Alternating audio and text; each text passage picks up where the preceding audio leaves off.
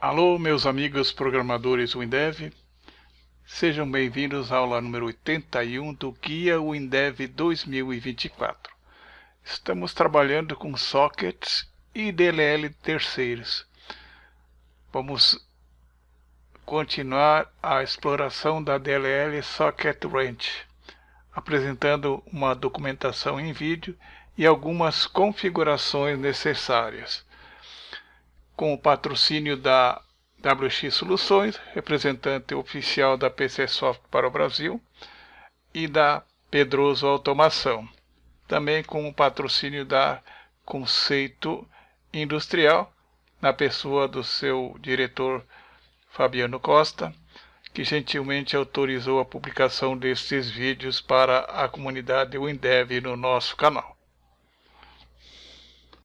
Conforme mencionamos na nossa aula anterior, depois de instalada a Socket Range, ela vai para a pasta Arquivo de Programa, x86, pasta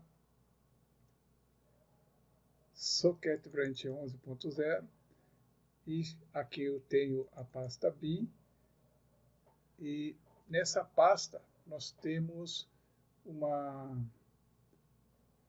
coleção de aplicativos que são utilizados para configurar a Socket Range no usuário final, porque quando nós configuramos na instalação, automaticamente o instalador faz a configuração na pasta System32 para as aplicações de 32 bits e syswow64 para as aplicações de 64 bits. Entretanto, para que o aplicativo possa rodar no seu usuário final, depois de gerado o aplicativo WinDev, você precisa primeiro criar uma instalação no usuário final. Antes disso, você vai gerar a licença para a sua aplicação.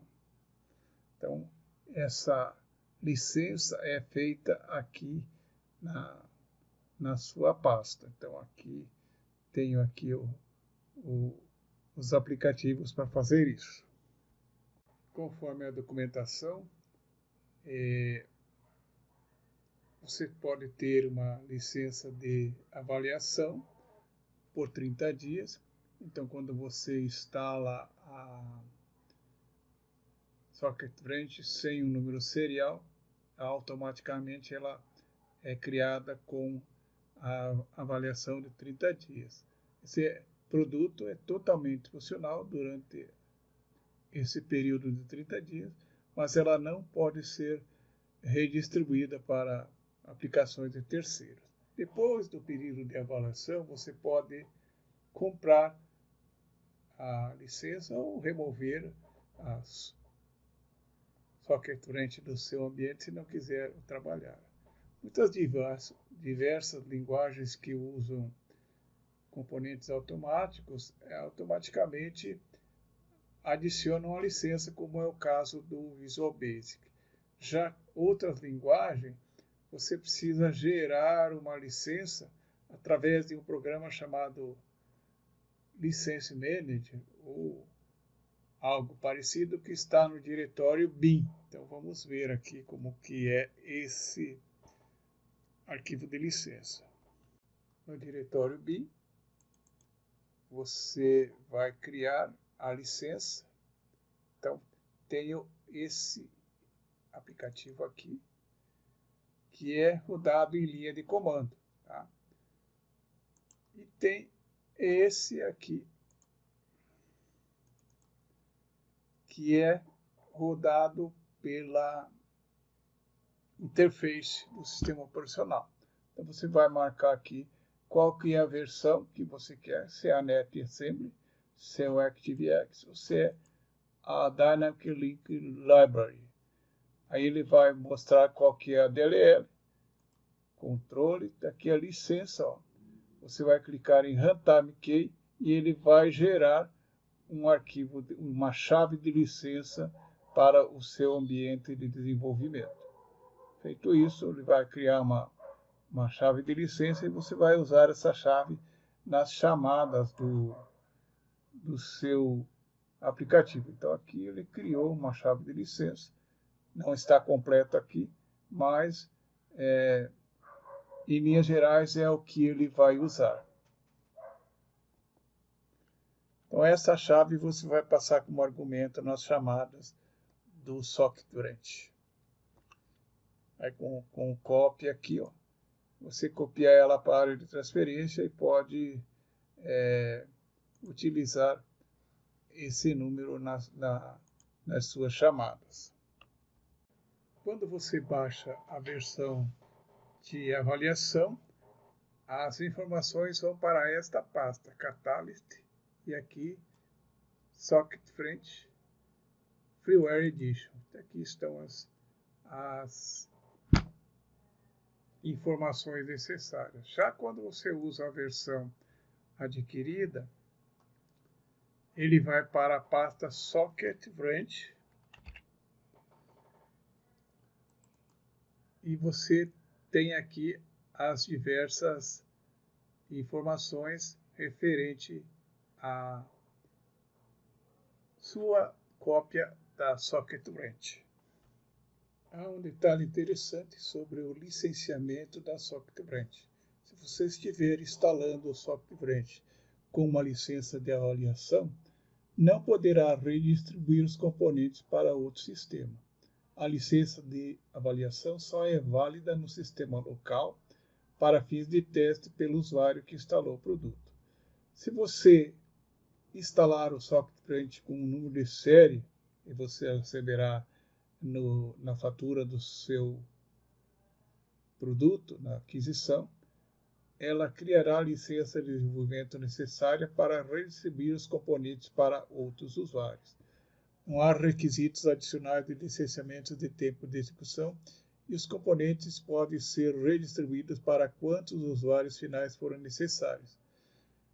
O SocketBranch é um subconjunto de 3 edições da SocketTools.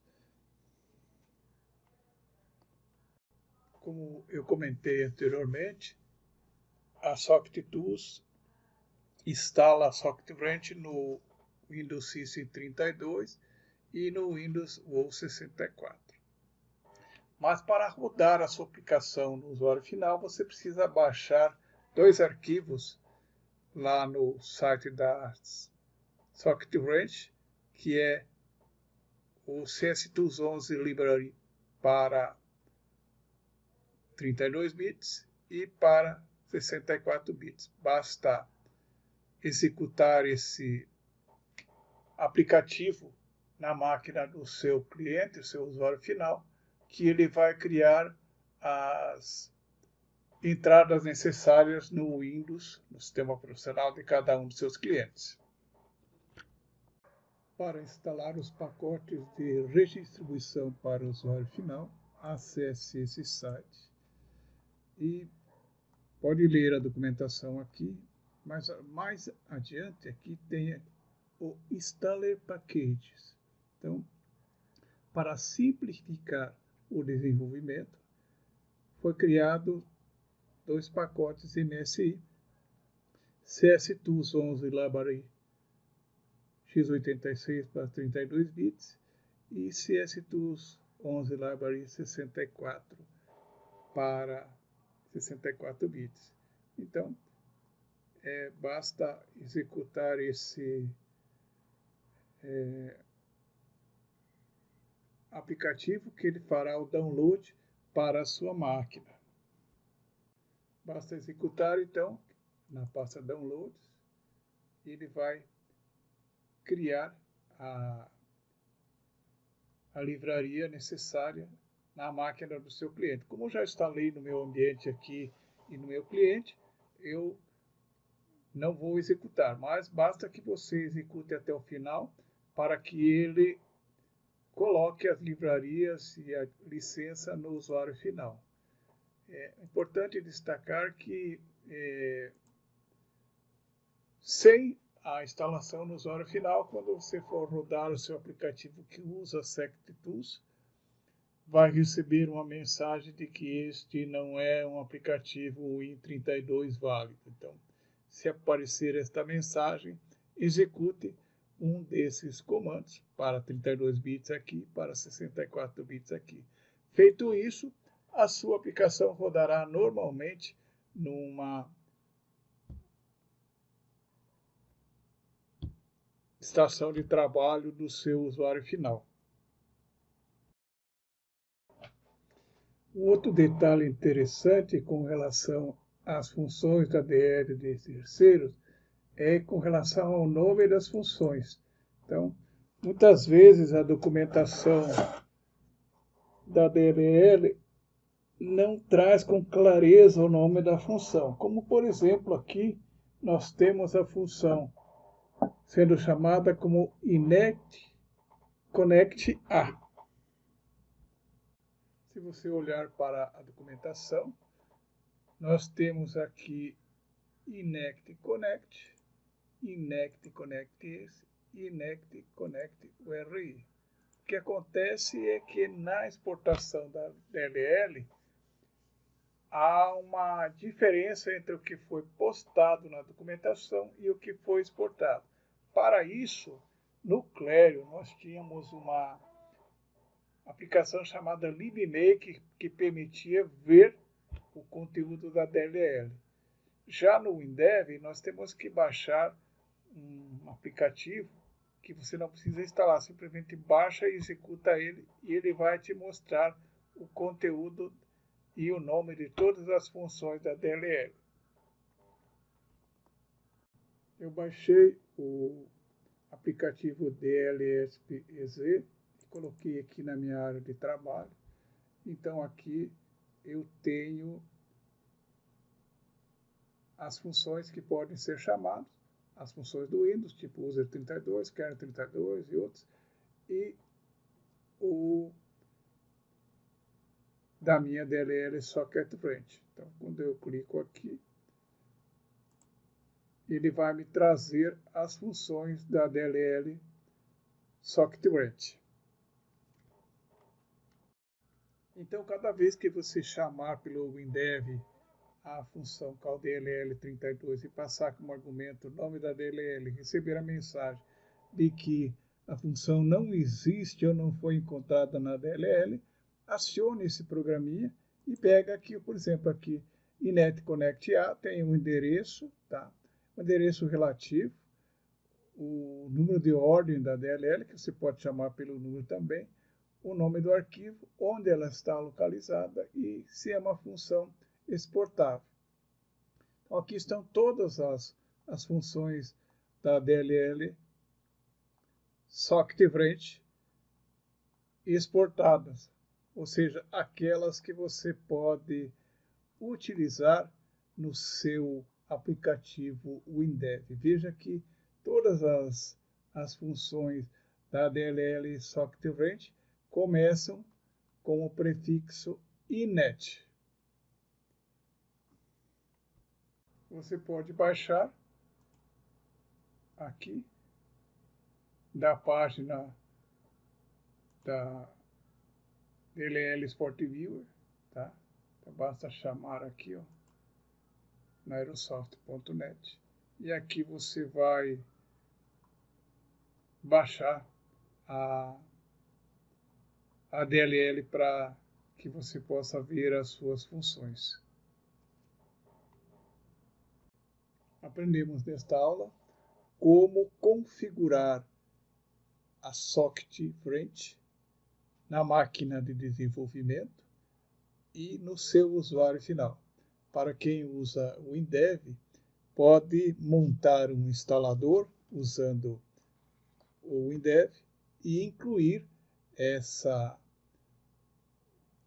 chamada para o aplicativo de instalação da Socket Branch no seu aplicativo de instalação. Oportunamente estaremos mostrando como utilizar o instalador do WinDev, inclusive acessando as fontes de instalação. Por hora, agradecemos a sua atenção e até a nossa próxima aula, quando estaremos explorando mais da Socket Range, fazendo comunicação ponta a ponta com cliente, servidor, entre outras coisas. Muito obrigado pela sua atenção.